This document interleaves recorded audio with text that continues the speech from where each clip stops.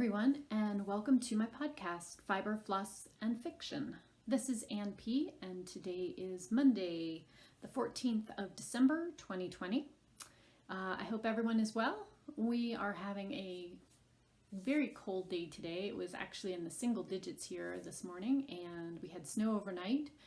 Hasn't gotten out of the 20s today, so I'm bundled up. We have a fire going downstairs, and yeah, it actually feels like winter, which I love. So I hope all of you are doing well. Welcome to all of my viewers. If you're a new viewer, I hope that you enjoy what you hear and see today and have a reason to come back. And for all of my returning viewers, thank you, as always, for spending some time with me today. Kind of got my usual three things. Going to talk about knitting, then books and reading, and then cross stitch at the end. And before I forget, I just wanted to wish everyone a happy holiday, whatever holiday or holidays you might be celebrating at your end of the world. Coming up here on the last couple of weeks of 2020, and I'm looking forward to 2021. Hope you are too. So let's just dive right on in, and we're going to talk about knitting first. The first thing that I will share with you all are a pair of just plain vanilla self-striping sock yarn socks that I'm knitting. The yarn is from Desert Vista Dye Works. I think I have her tag. I do. It's a little off center, but there it is. And the yarn base is Viso, which is the 75% merino, superwash merino, 25% nylon. And the colorway is Franken Zombody from her Zombies collection. These are very cool socks. I have really enjoyed working on them. The first one is done. All of her Zombody sock colorways have kind of this grayish pink speckle sections. The other colors will be different. I'm knitting these nominally as my holiday socks, although they're not very like Christmas or Hanukkah or solstice-y, but you know, Halloween's kind of a holiday, so let's go with it. I usually try to do a pair of basic striped socks for myself to knit during December, and then I have them to wear as like a New Year's sock. It's just a thing. Anyway, sock number 1 is done. Twisted ribs, so knit 1 through the back loop, purl 1 ribbing, 64 stitch leg and heel, fish lips kiss heel, which I did in a contrasting color. This was left over from the intersections socks that I finished up last month. They're not exactly a match for that purple, which is, you know, a different type of hand dye, but I thought they were close enough that they work. And I split the black stripe to insert those, so I thought those were kind of fun. So I have the first one finished, and I am down through the heel on sock 2. So I have the foot to finish on these, and just cruising along on them. They're great TV watching socks. My husband and I are trying to watch some movies on Sunday night. Like we'll watch something that has interested both of us. We've kind of had sitting in the watch later list for a while. And I guess here is what that yarn looks like in the little caked up version. So hoping to get those done. My mom had contacted me this past week with a request for a knitted cowl, not necessarily to be done for Christmas, but to be done before it gets warm again, so I have some time. But I would like to get these finished and then get that on the needles if I can. Next project I'm working on in knitting is the Marie Chen sweater. This pattern is by Isabel Kramer. There's what it looks like. So it's a DK weight cardigan. The front has these lace panels and the kind of textured stitch. There's can't really see it on this photo, but there's double seed stitch on the rest of the fronts. And then the sleeves and the back are basic stockinette. So it's actually a pretty quick knit, and I am using some yarn from Very Deep Stash. My parents got this for me on one of their trips to England, maybe 12 or 15 years ago. It's been in stash a long time. So it's Jager's Roma, which is a 63 viscose, which is basically rayon, 22% nylon and 15% Angora blend. And the colorway is 020. I don't think this yarn is even being made, but I guess you could look for it on Ravelry. Anyway, it's kind of a soft robin's egg blue, kind of a bluish gray green color. It's a little bit washed out there. It's an interesting construction. I don't know that you can see it, but you can see a little bit of the Angora bunny halo on it. It's like a tubular spun, so it's got a fair amount of stretch to it. It's not drapey. I thought it would be more drapey with the rayon, the viscose component in it, but I actually really like this sort of chain tubular construction because it knits up into a great, like just well-bodied fabric. I really, really like it. So this is a top-down raglan, and so I have completed the sweater down to the armholes, and then the sleeves are waiting to be knit. And then I'm just working on the front patterning. You can see there's the seed stitch kind of side pieces. So it knits up in texture really, really great. And then the fronts are this pretty fake cable and kind of like a stag's horn lace cable pattern. And then the back is just plain stockinette.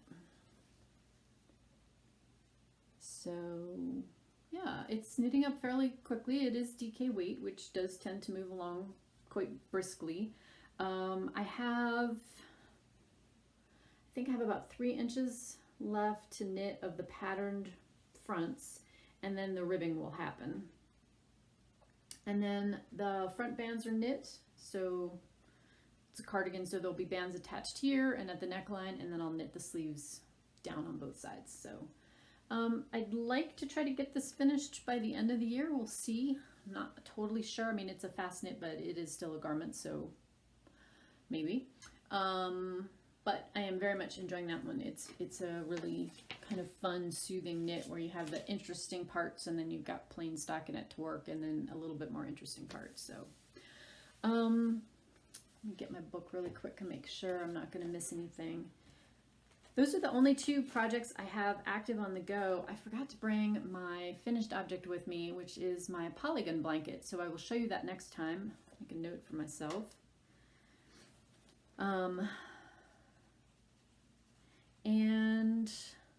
And I did want to mention that in my Ravelry group, which is Willy Wonka Fibers, I have set up 3 100 days challenges. One's for small things, one's for lace, one's for socks, that'll be running in that order throughout the year in 2021. And then we're also going to be doing a very casual themed monthly craft along. So you are welcome to use knitting, crocheting, spinning if you'd like. And the prompts are super easy and very straightforward. They're just to provide you some motivation to tackle something you've wanted to create. So for instance, in January, we're going to do a new start. So that can be anything. You can start a new spinning project or knit or crochet project. Anything that isn't already in progress as of January 1st, fair game. I have one post in there that's a little bit more freeform that talks about some of the other themes that we're going to be looking at, participating with over the course of 2021. So you don't have to finish the project in the month you start it. Like I said, this is just an opportunity if you need a little nudge to work on something and you're not sure where to start, maybe it will help you narrow down something in your queue, or encourage you to try something new and different. So that should be fun. If you're interested, I will have the link below. Please come and join us. Love to have you. So that is going to be it for knitting this week. Kind of casual. We're going to go ahead and we're going to move on to books.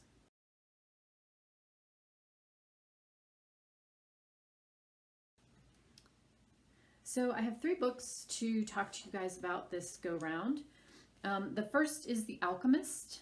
This is a relatively short book by Paulo Coelho, and it was an interesting book, which I enjoyed. I don't think it's the book I thought it was. These are not the droids you seek. It was more of a sort of parable about life and finding your dreams, and truly how to make things gold, and I use that metaphorically, out of things that maybe are not so wonderful. The premise of the story is this young sheep herder decides that he's going to do more things with his life, and he sells his herd of sheep and he embarks on a trip, and he meets some amazing people along the way, and he learns a lot of really good life lessons, and in the end kind of comes to find his true calling. But it takes him a while to figure out what that is, because of course life does not come with an instruction manual. So it was a quick, fun, enjoyable read. I think it's the kind of book that you sort of have to read once and you get the story, and then maybe reread and absorb some of the other things that the author's trying to tell you about life, and having courage and following your dream, but also being able to figure out what the definition of your dream is, since it's different for everybody. So I enjoyed that one. Like I said, it was a short read. It's the kind of thing you could easily pick up and read in a weekend if you were interested in trying one of his books. It's a good one because you can get through it fairly quickly. If it's not for you, no harm, no foul. But I think it's a good read, and I think it's certainly a book that will make you think about where you are on your life's path. So that may be a good thing or a bad thing. The next book is called The Yard, and as always, I will put links to my Goodreads pages, to the Goodreads pages of these books down below, so you can find them if you think they're interesting. This was a print book that my folks sent me. It's a historical mystery. It is set in the late 19th century, in the 1880s. It's about Scotland Yard and the point in time where Jack the Ripper murders have occurred. They have not been solved, but it's still fairly fresh in people's memories. And there was a team of 12 detectives who were formed to, they were already members of the Yard, but they were kind of given special, not powers, but they were set aside to work specifically on murders and not just whatever crime kind of came across their desks. So it's sort of the first step in the specialization of what would become like a homicide detective in today's parlance. So the book kicks off with a body being found in the railway station that turns out to be one of the police officers that's a detective. So the force is tasked with, of course, figuring out this horrible murder, and it's told over the course of 3 days, and chock full of kind of historical, true crime information, like the first physician who worked with the Yard that was paid to basically be their forensic pathologist, the development of the process of fingerprinting and how that potentially would come to change the shape of how evidence was given. And the forensic pathologist and his skill set are something really new in terms of having somebody that's a skilled medical personnel working with the detectives to determine time of death, cause of death, and look for other clues on the body that before would not have even been kind of part of their standard technique. So it's a fairly fast-paced book because, like I said, you've got 3 days over which the detectives have to solve this mystery, and there's another sub-mystery, and there's another murder that happened within this 72-hour period while they're trying to solve the original mystery that kind of kicks off the book. Super well researched, very interesting characters. The main inspector, Walter Day, who is tasked with figuring out who's committed this crime, he's a great, likable character. He's kind of the everyman. He's new to the position of detective, so he's kind of not gotten jaded or dragged down by all of the crime that's happening in London. The author does a really good job of kind of setting the stage for what it was like to be a member of the police force, and kind of the broad range of classes that still existed, and sort of where the police fit into that in terms of with respect or without respect. I will say that the book does have some fairly graphic passages, so if that kind of violence bothers you, then don't read this book because it's definitely in there. If you're okay with that, it's a really good historical mystery, and one that is a very enjoyable read. Like I said, I think it was well researched and it was very entertaining. Okay, and then the last book that I'm going to talk about today is another print book that my friend Tiffany sent me. Thank you, Tiffany, for this, because you were spot on. Truly Devious is the first in actually a series of, I believe, 4 books, and this is the first one. She thought that I would enjoy this, and she was totally right. It's kind of like, there's no magic in this book, but it's kind of like a mystery is solved at Hogwarts for Muggles. The book is set at this very prestigious private academy in Vermont. So I already was into it because Vermont, and I knew lots of the places that she describes in this book. Ellingham Academy, and it was built in the 1930s by this, wouldn't call him eccentric, but he definitely had his own worldview, businessman who's super, super wealthy. And he has originally a mansion built kind of in this remote section of the mountains of Vermont, and he then expands it to be a school. And it's not a traditional school where you get sent away to boarding school. You have to apply for a place there, and it's very limited, but the school is free. So there's this mix of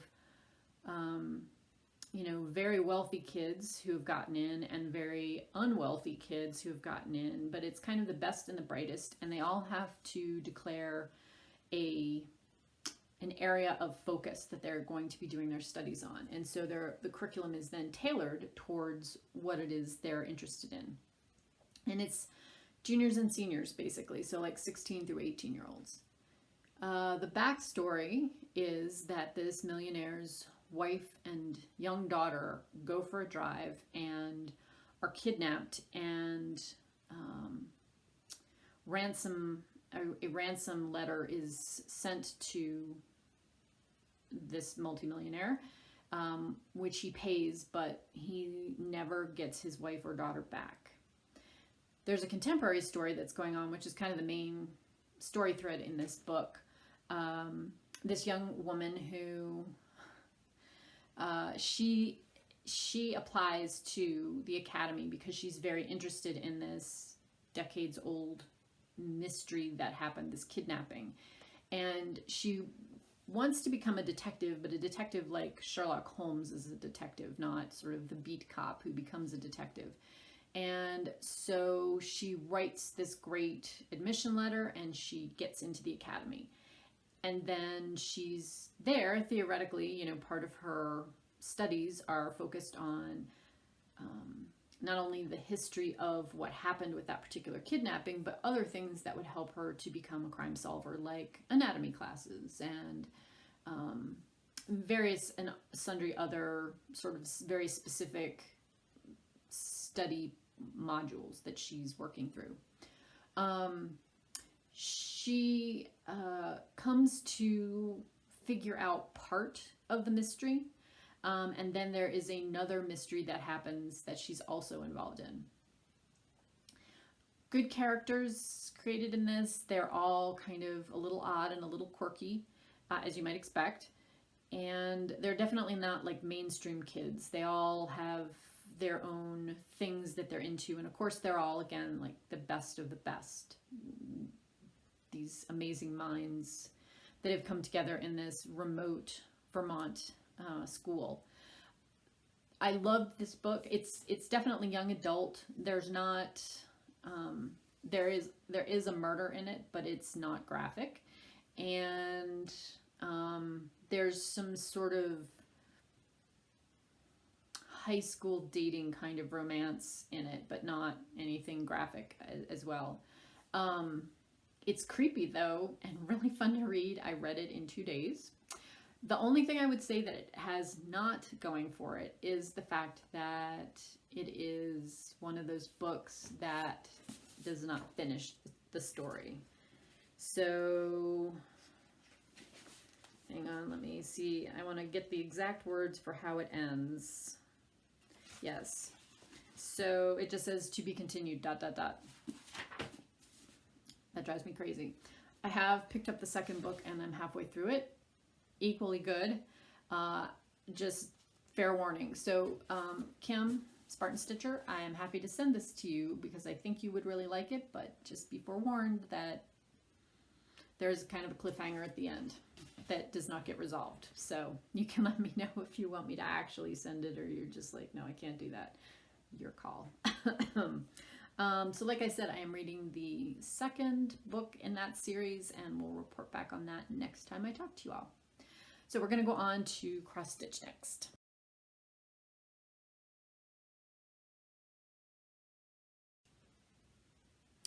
Okay, so I have just a couple things to talk to you guys about in cross stitch. I'm going to go here with the first one. I'm working on, or have been working on at the beginning of the month, this particular piece, which is A Long Winter's Nap. It's the ornament version, so it is this shape. Artwork by Donna Gelsinger and charted by Heaven and Earth Designs. And you may remember that I had this out, I think it was August or September, and finished up the second page on it, which was this one. This is the center page. So I finished up this page. And so now I've gone over and I've started working this way. This right here is actually the far edge of the design. And you can see it kind of starts to come in a curve down here. So let's see, this is Santa's shoulder and you can see the wooden spoke of his rocking chair right there, which is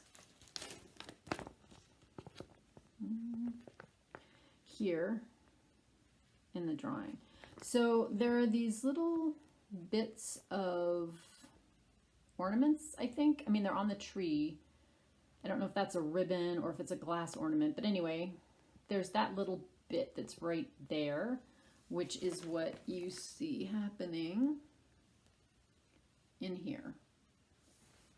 So I am, I think, 2,000 stitches into this page, which is not quite a full page because it does taper a little bit here. So I'm maybe a quarter or a little bit more than that through that page. It looks like a lot more, but it's apparently not. So this one will come back out again, not today, and I don't think tomorrow, but probably the end of the week through the weekend, and then into Christmas week. I think I may just put some time in, some focused time in on this and see how far I get. There is one page here. So this is the middle of that ornament, that circular shape. So when I work this page over here, I'll have kind of the whole center section done, and those are the biggest pages. The rest of the pages are some version of partial. Some have very little stitching on them, but that will get me to kind of the left and right sides. I don't think I'll get to this page this month, but it would be nice to have this one completed or fairly close to complete. I think I'm at about 26% done with this, so not quite a third, but it's definitely one of the smaller ones, just with the ornament size. I mean, it's 300 by 300, but that doesn't, I mean, it takes into account a square shape and not a circular shape in terms of the number of stitches for it. So that's good. It will move along quickly. So I love the detail in this. As my husband said, I had it sitting kind of propped up on my stitching chair downstairs. He's like, that kind of looks almost like a photograph. There's so much detail in his beard. So I agree. I think it looks really good. So we'll see how this section where the sort of ornament stuff goes. It's going to be fairly confetti heavy over here. So I'm trying to do like a block of the solid color that's in his sweater, and then come over here and do a couple of the small, you know, like ninja stitch worth of colors.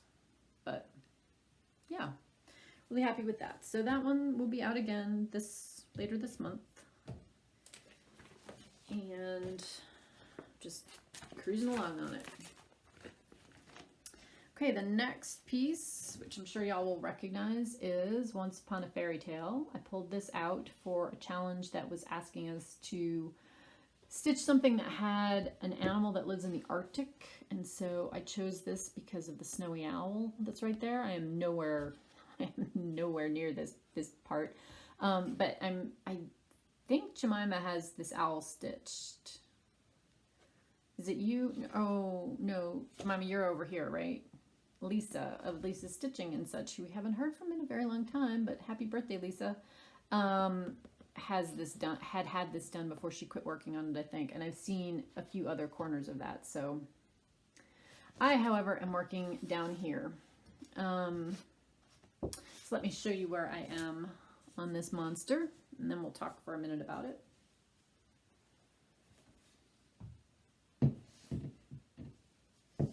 Okay. I have been working over here. I have finished this page right here, which kind of cuts the prints off in mid-leg. Hang on. No, my furniture's kind of in the way of showing you guys this. That's better. So I have started to come out this way, and I've decided instead, since I've gotten to this page break, I'm going to continue up, and let me tell you why.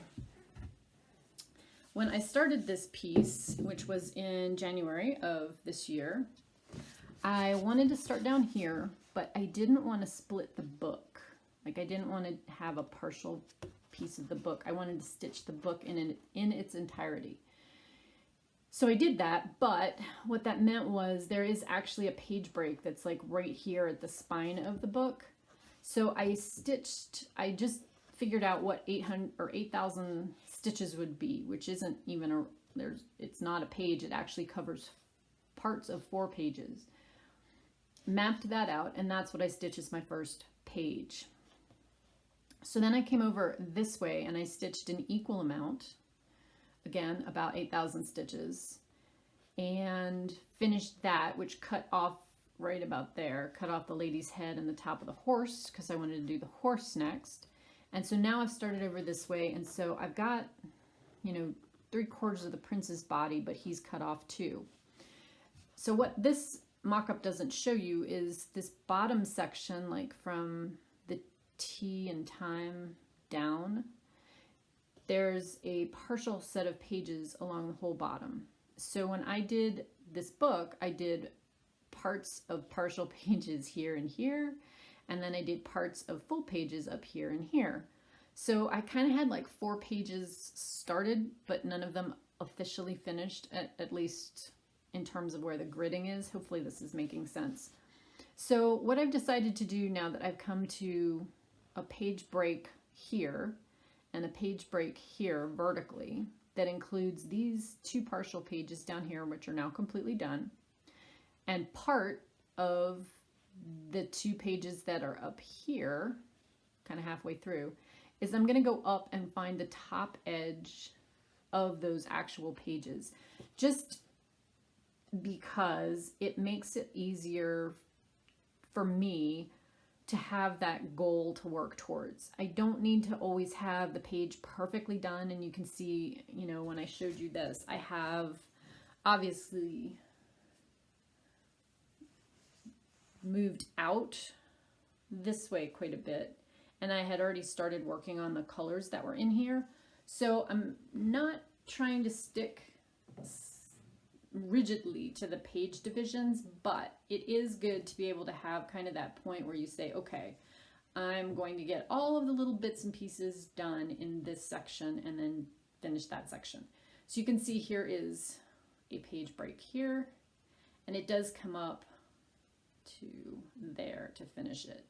So I'm going to work that, and then I'll work across this page, and then I'll work across this page. So there's actually 3 pages here to finish the top parts.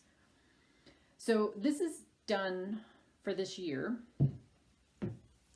I have 22,000, wait, I wrote this down in preparation for the moment. 22,698 stitches total in that went in just in the last 12 months. So I feel really good about that number. As I was saying again to Kim this weekend, I am just over 3%, which is kind of a sobering thought when you think, okay, you've put 22,500 stitches into something and you're only 3% done. There's a way to go. Yeah, which is fine. This one will not be out again this year. Jemima, the rocking stitcher, and I are going to do another casual sal with it for 2021. We're just gonna go for 10K because it's not a focus for me and it's not a focus for her, but we did both want to kind of have that as a goal. So it will get some more stitches put in it, and I'm hoping I can come pretty close to finishing, you know, this section where it'll get me up to just above the prince and the queen's heads. I'm not sure why he's a prince and she's a queen, but whatever. She must be a queen because she has that beautiful horse. So that is the plan for this one, and I'm not sure where I'll go after that, although I have plenty of time to decide. I was thinking I might want to just get all of the partial pages done on either side here across the bottom and then start working up, but we'll see. We'll see where I want to go. There's so much great detail in this. I'm not sure if I want to come over here and like do the toadstools and this green dragon first, or if I want to come over here towards the Viking ship. Lots of fun details. Anyway, so that one really is honest and for true. Going away for the next few months. I think I have it out in February is the next big chunk of time. But if you are in Full Coverage Fanatics, we have all kinds of fun stuff happening for next year. And I will be kicking off January with a stitching shelf. I'm going to try to get that top row done, if y'all remember that, if you've been with me for a while, as the focus for our books challenges for the classics. But then we also have bingo month coming up in January. I have uploaded the bingo board with all the different themes on that. So basically the premise is you can use the bingo board and do a counting challenge where if you have a project with the theme that's in that square, you only have to stitch 1,000 stitches, or if you don't have one that fits the theme, you stitch 2,000 stitches, so it's basically penalty stitches.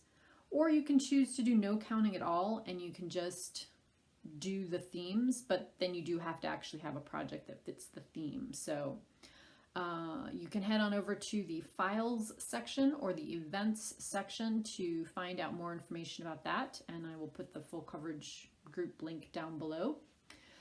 We've also added another year-long challenge, so thank you to Freya, who contacted me on Instant Messenger, and she had created kind of a personal challenge to stitch different mileage amounts around Iceland, where she's from originally. So she had a Google map already set up, and she had a spreadsheet set up that has each of the different legs, and she's got 3 versions of the distances to stitch. So she's got an easy, a hard, and a crazy. The crazy is really crazy. It's 328,000 stitches, I think. The easy version is like 3,800 stitches or 38,000 stitches. So that's a little bit more doable. Hard version is somewhere in between, but it's another fun one if you want to just work on one project and kind of keep motivating yourself with a certain number of stitches, you know, for each time you stitch or every couple of days. And there's no theme to that one. It's strictly counting. You can use one project or you can use multiple projects depending on what you like. So loads of stuff coming up with full coverage. If you are interested, of course, please feel free to join the group. Please remember you do need to answer the 3 security questions. Otherwise, we cannot approve you and it will decline you and kick you out. So they're super simple. Not hard at all. Just give us an answer. That's what we're looking for, so we know you're not a spammer or a bot. I will be back probably the week after Christmas here. I need to do my whip parade for y'all. That's on my list to do that week. I will probably also have another regular type podcast that will have some updates in it, but it will be a little bit shorter because I'll be doing my Floss Tube whip parade that week as well. I think if I'm going to haul out all of my cross stitch, I'll just kind of do a day where I do 2 recordings and call it good. So I don't think I will talk to you all before Christmas happens. Again, happy holidays to you all. I hope that you've got some time to celebrate and enjoy the season. I know I used to, I was not really a Christmas week fan because I almost always had to work both Christmas Day and New Year's Day. And it just kind of sucks the life out of you, to be honest. I'm in a much better place now that I do not work those holidays. And so lots of gratitude to those of you who are hospital employees or other essential employees who have to go into work on those 2 days. I feel for you and am supporting you in virtual support. For the rest of you, I hope that you do have some time off to spend with family, friends, you know, staying safe, but enjoying the holidays as best you can in this crazy year we've been through. So that's going to do it for me today. I will talk to you guys in another 2 weeks, probably 10 days, something like that. So until then, and I'll catch you at the end of 2020. Looking forward to 2021. So I'll talk to you all then. Take care.